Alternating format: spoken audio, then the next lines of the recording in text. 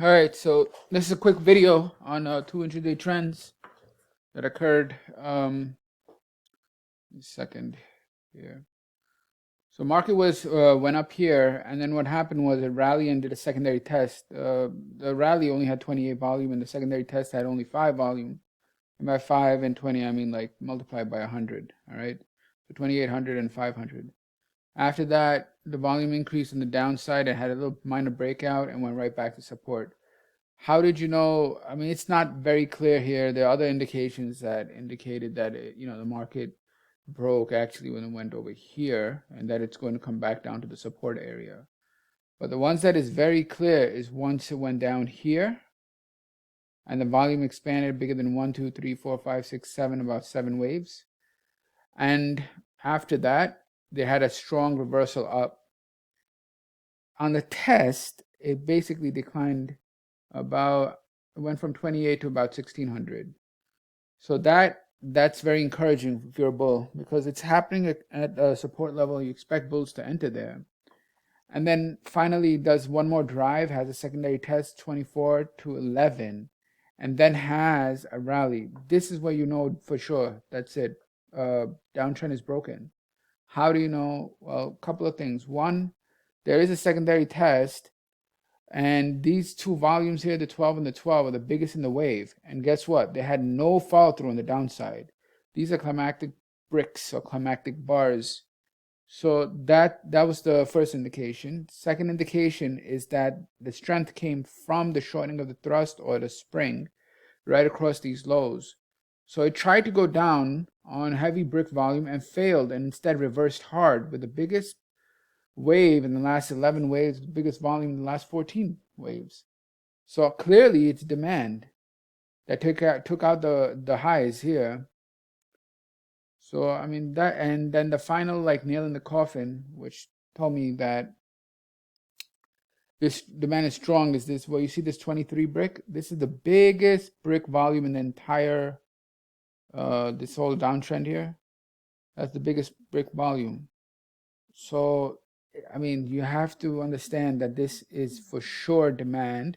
When the brick is strong, the wave is strong from both price and volume perspective. It has a wick, which means it tried to go down and the sellers failed to take it down, and the demand came right back up, overwhelming the buyer or sellers, had followed through, took out the highs.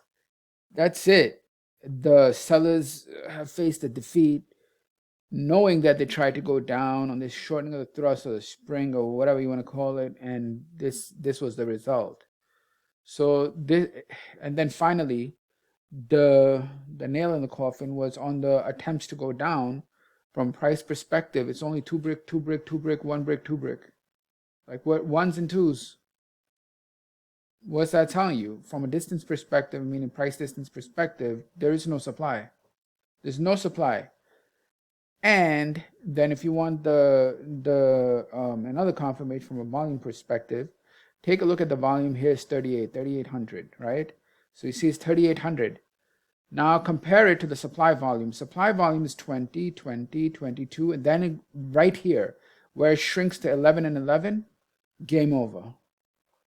Market is on the springboard, right there. This is a springboard that's more reliable than the initial springboard of a climax and secondary test, because it has demand in the background.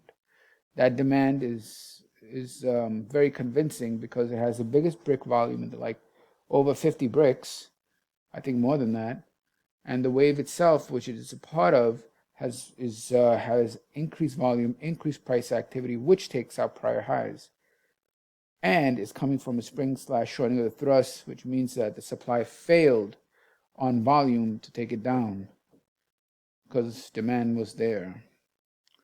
Anyway, so over there is the springboard, and then it rallied. So now I want to quickly mention a couple of things for those. I want to just cover, high volume and low volume, and how to think about them. First is high volume. High volume occurs on a couple of key behaviors. What are those behaviors? One is the breakout, and it could be high volume or it could be increasing volume than the prior bars. Generally, breakouts have that. Why? Because the breakouts on the upside are when demand is overpowering supply, and that requires pressure. And on the downside, when a breakdown, supply is overcoming demand, and that requires pressure. That pressure is expressed as an increase in volume. That strength is expressed as an increase in volume and range. So that's one where you have high volume. Second is on a change of behavior. What happens? Oh, let's take it in order. It's on. So let's start with the climax. It's on a climax. Typically, I mean, I'll give you an example right here. Here, when you hit 28, that was climactic. All right. How do you know? You don't know until the following waves. And then finally, it had one drive down, which just did a spring off the climax and rallied. So the climax will have, typically it has the highest volume, but doesn't necessarily have to have the highest volume. It can just be a significant increase in volume, or it could be like the second highest volume. It's just a high volume. It could be on a wave level or a bar brick level, meaning it could be a minor climax, it could be a major climax, it could end a trend, or it can end a swing as a bar, climactic bar. So in this case, but in almost all cases, the climax will have significantly higher volume than a number of other waves.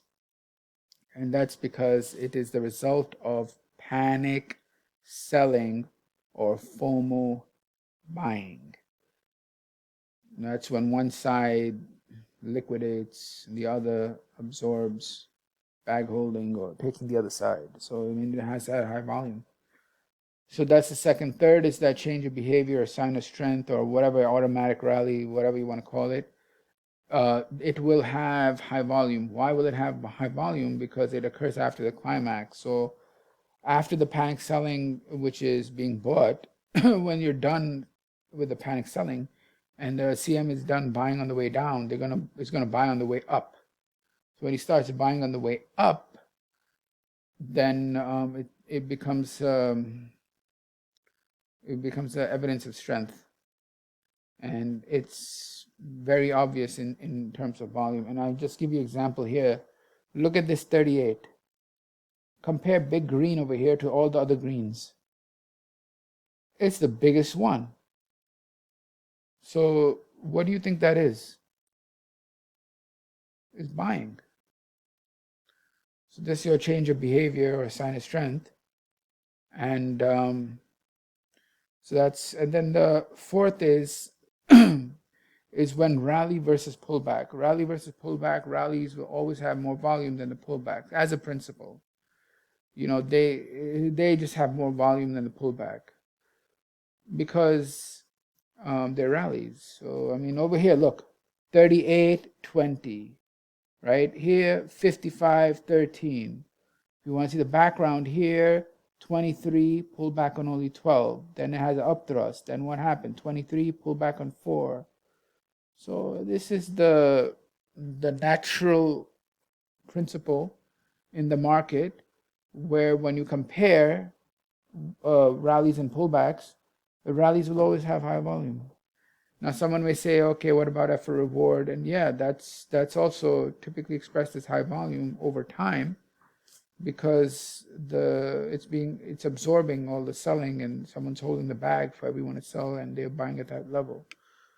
In any case, the ones that you really need to know for high volume is climax, change of behavior, breakout, and rally versus pullback. Very important. Those four need to be understood. And then effort reward as well, where you have significantly high volume, relatively speaking, but price is not going anywhere. Why? Because it's being bought. Someone's taking the other side. All right, now on low volume, there's a couple of key points. One is climax followed by a secondary test. So you have a high volume wave followed by another attempt to go into the same direction. So if you have a high volume wave down, then there's another attempt to go down. That secondary attempt has low volume, meaning it is a form of weakness and there's nothing there to sell, or no one who's going to take the other side. So that in itself is is answering a question. Are the sellers still there? After that heavy down volume wave, are the sellers still there? Well, let's take a look at when they attempt to sell. Is the volume there? No. What does that mean? Sellers are not there. This is the case right here. Here you had 24 followed by 11. So you see the 24 down, pops up, attempts to go down again. Can't. Just can't. And it reverses.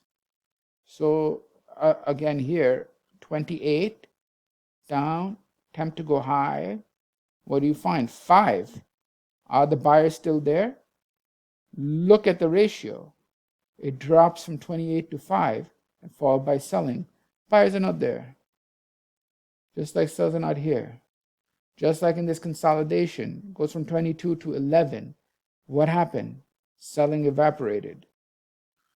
So you're answering the question of whether the sellers or the buyers are still there on the second attempt. The first attempt being heavy volume. Are they still there? Let's see the second attempt. The second attempt doesn't show it. They're not there. So secondary test is, maybe it's better explained by calling it a secondary attempt.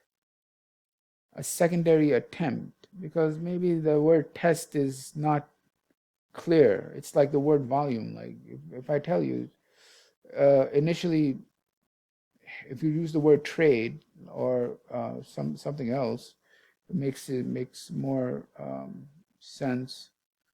But anyway, so secondary attempt to go down has nothing on it.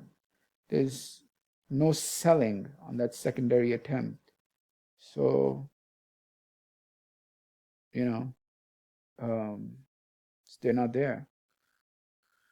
So that's a low volume. You want to take a look at on the pullbacks or secondary attempts or third attempts to go down or up and see if there's this there. All you're doing is comparing to the prior attempts. Like here, you have how much this attempt? 20.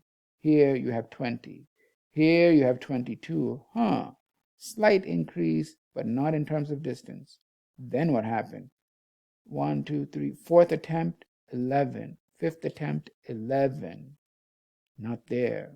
Setting up, ready to go. Ready to go. All right. So that's all. Take care. Bye.